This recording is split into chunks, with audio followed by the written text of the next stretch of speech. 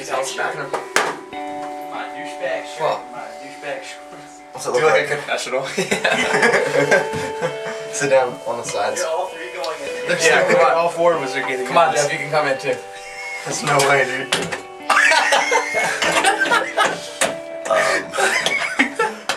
What is your problem?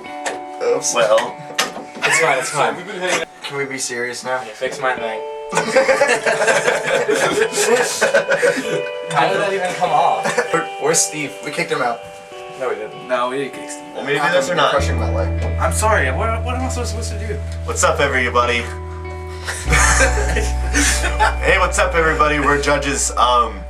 You may have seen our new music up, and you might have liked it, Or hated it. or hated it. Shut up, Jeff. But regardless, we are writing all new material. That's why we took February off from playing any shows for you guys. Either way, we are writing lots of new stuff, and next time you see us in March, we'll probably have a brand new set. And it's very interesting, and it's not very different, but a good bit different than our old stuff. And if you liked our old stuff, you're bound to like this, because you can't change too much. March 6th is our first show back with our new material. Sort of, hopefully. So right. Hopefully it's all done by then. Where are we right now?